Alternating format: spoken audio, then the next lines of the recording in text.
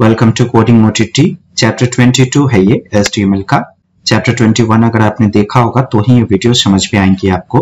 अभी आप फॉर्म पढ़ रहे हो और ये फॉर्म को सीखने का लास्ट चैप्टर है, लेकिन इसका जो अगला वीडियो आएगा उसमें प्रॉपर जितना भी फॉर्म्स की चीजें आपने पढ़ा है उन सब का प्रैक्टिस करके एक ही वीडियो में आपको दिखाया जाएगा।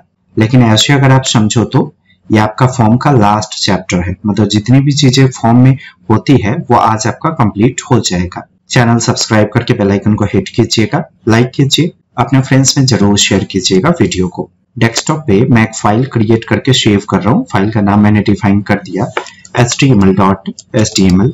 नाम तो कुछ भी हो सकता है, एक्सटेंशन कोड होगा .html। डॉक टाइप डिक्लेरेशन कीजिए, HTML टैग शुरू करके बंद करेंगे। HTML टैग के अंदर हेड टैग शुरू बंद, टाइटल टैग के अंदर ऐसे राइट कर दीजिए HTML फॉर्म। बॉडी टैग को शुरू कीजिएगा, बॉडी टैग को बंद कीजिएगा। बड़ा ही इंटरेस्टिंग टॉपिक आज आप पढ़ने वाले हो फॉर्म का।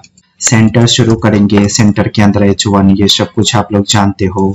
यहाँ पे ऐसे राइट कर दीजिए HTML फॉर्म। डन। सेव करके रन करते हैं, पहले देखते हैं कैसा दिखता है ये। ठीक है, ऐसा आया। लाइन ड्रॉ करना है इसके नीचे, तो सेंटर के ठीक बाद HR शुरू और इस तरीके से HR बंद। सेव करेंगे, फिर यहाँ रन करेंगे। देखिए आ गया। फॉर्म टैग को शुरू कीजिए, ऐसे बंद कर लीजिए। बी टैग को शुरू करके बंद करेंगे।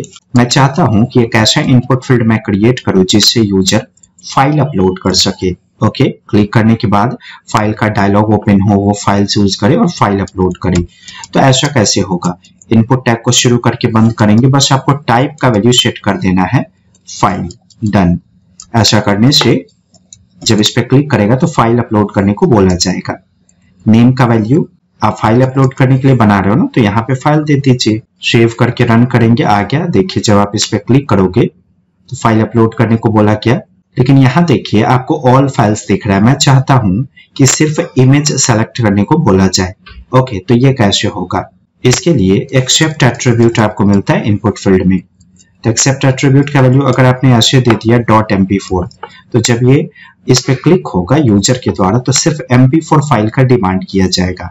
जैसे अभी मैंने रिलोड करके इस पे क्लिक किया तो देखिए mp4 चूज करने को बोला गया।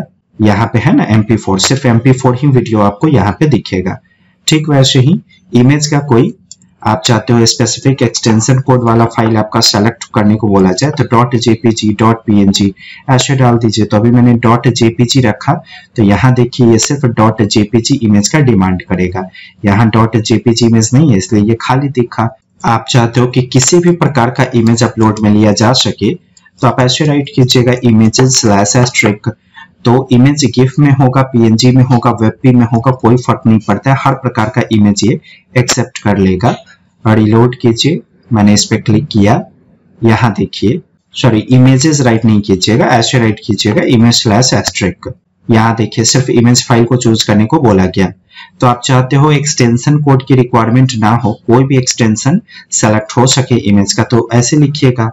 आप चाहते हो कि किसी भी फॉर्मेट का वीडियो सेलेक्ट हो जाए, MP4, 3GP, तो आप ऐसे लिखिएगा video/*। तो इसका मतलब है वीडियो से रिलेटेड किसी भी फॉर्मेट का फाइल यहाँ पे सेलेक्ट करने को बोला जाएगा। आप चूज करोगे तो यहाँ पे नाम आ जाएगा।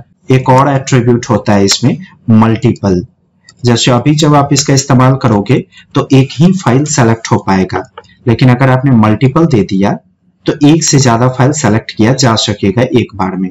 जैसे मैंने पेज रिलोड किया, इस पे क्लिक कीजिए। यहाँ देखिए 2 फाइल है तो मैं कंट्रोल दबाकर दोनों को सेलेक्ट कर पाऊंगा एक ही साथ। और ऐसा तब पॉसिबल है जब आप मल्टीपल एट्रीब्यूट का वैल्यू ट्रू पास करो। और यहाँ देखिए, यहाँ पे दिख भी रहा है कि आपने 2 फाइल सेलेक्ट किया।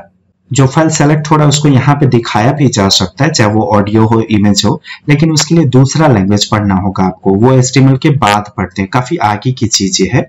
तो स्टेप बाय स्टेप पढ़ते जाइए, ये सीखेंगे तभी तो आगे चल के वो सब कुछ आप सीख पाओगे। आप इसमें भी रिक्वायर्ड का इस्तेमाल कर सकते हैं, ताकि अगर ये फील्ड खाली हो तो यूजर को मैसेज आए कि पहले आप कोई फाइल सेलेक्ट करो। चलिए अगला फील्ड बनाना सीखिए। मैंने P टैग को शुरू करके बंद कर दिया। मैं चाहता हूं मैं यूजर को टाइम को चूज करने का ऑप्शन दूं, तो एक इनपुट एलिमेंट क्रिएट कीजिएगा जिसमें टाइप का वैल्यू टाइम दे दीजिएगा। आपने टाइम चूज करने के लिए इसको बनाया तो आप यहाँ पे नेम का वैल्यू टाइम दे सकते हो। तो जो भी चीज चूज करने के लिए आपने बनाया होगा वही दीजिएगा नेम का वैल्यू। वैसे टाइम वाला इनपुट फील्ड क्रिएट करना है तो बस टाइप का वैल्यू टाइम आपको देना होगा। पेज को रिलोड कीजिए, देखिए इस पे क्लिक करने के बाद टाइम चूज करने को बोला गया। आप इसमें भी रिक्वायर्ड लगा दो, अगर ये खाली होगा तो मैसेज आ जाएगा। तीसरा, एक यूआरएल का फील्ड भी आप क्रिएट कर लो। यूआरएल होता है ना वेबसाइट का जो फुल नेम होता है वो कहलाता है यूआरएल। तो इनपुट में टाइप का वैल्यू आप सेट कर दोगे यूआरएल। तो इससे क्या होगा, एक इनपुट फील्ड ही आएगा लेकिन वो वैलिडेटेड होगा। मतलब क्या हुआ समझ में आएगा अभी थोड़ी देर में। अभी मैं पेज को रिलोड करता हूं। आप अपनी मर्जी से जैसे तैसे यहाँ पे कुछ भी राइट नहीं कर सकते अगर आपने टाइप का वैल्यू यूआरएल दे दिया। एग्जाम्पल के लिए इसको चेक करने के लिए आपको एक सबमिट बटन क्रिएट करना होगा। मैंने इस तरीके से राइट कर दिया सबमिट। रिलोड कीजिए, रिक्वायर्ड है यानी कि मैसेज वगैरह आएगा। तो पहले फाइल मैंने चूज किया, फिर मैं कोई टाइम चूज करता हूं और देखिए कुछ भी डमी डेटा टाइप करके अगर आप सबमिट करोगे तो ये मैसेज देगा कि ये यूआरएल का फॉर्मेट नहीं है। यूआरएल ऐसे लिखते हैं, देखिए गौर से, https:// फिर जो वेबसाइट का नाम होता है ना वो देते हैं हम यूआरएल में इस तरीके से। ठीक है, ये कंप्लीट यूआरएल हो गया। अब आप सबमिट करोगे तो सबमिट होगा। तो https:// ये लगा हुआ होना चाहिए तो ही ये एक्सेप्ट करेगा अगर आप टाइप का वैल्यू यूआरएल देते हो तो। मैं चाहता हूं मैं एक ऐसा बटन क्रिएट करूं जिस पे क्लिक करने के बाद फॉर्म आपका रीसेट हो जाए। जैसे अभी आपने फाइल चूज कर लिया, टाइम सेलेक्ट कर लिया यहाँ से, तो एक बटन अगर मैं बनाऊं रीसेट का और मैं उस पर क्लिक करूं तो ये सब रीसेट हो जाना चाहिए, मतलब डिफॉल्ट में कन्वर्ट हो जाना चाहिए। डिफॉल्ट क्या होगा इसका, ये होगा डिफॉल्ट पेज रिलोड करने पे जैसा दिखता है। तो मुझे वैसा बटन चाहिए जो इसको रीसेट करके मुझे दे। तो उस तरीके का बटन बनाने के लिए इनपुट टैग को शुरू करके बंद कीजिएगा और बस टाइप का वैल्यू आप सेट कर देना रीसेट। इसके पहले 2-3 बार ब्रेक दे दीजिए ताकि ये ब्रेक होकर नीचे आपको दिख जाए।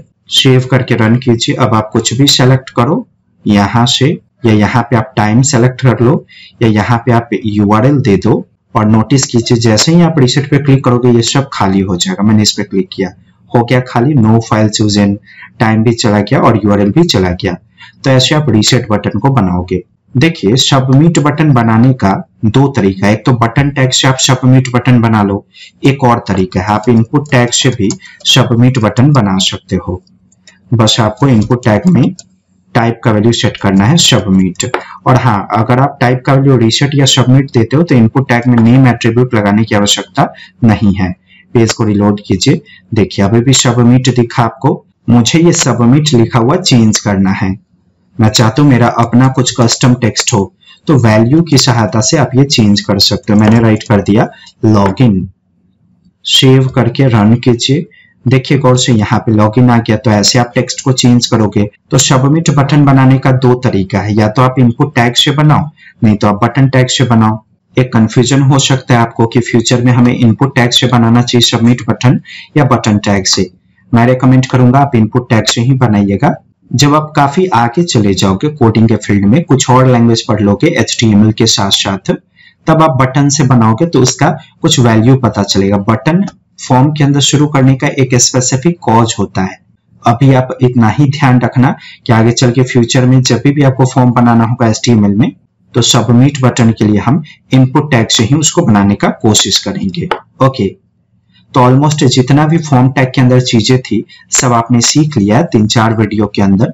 अब इसके अगले वीडियो में मैं वो सब कुछ एक ही डिजाइन में आपको करके दिखा दूंगा। फॉर्म से जितना भी आपने पढ़ा है ना, सब कुछ एक ही जगह बनाकर दिखा दूंगा, तो एक जगह पे कलेक्शन हो जाएगा आपके पास। लाइक जरूर कीजिए, शेयर कीजिएगा, चैनल सब्सक्राइब करके बेल आइकन को हिट कीजिए। कोडिंग OTT पे वापस आने के लिए आपका धन्यवाद।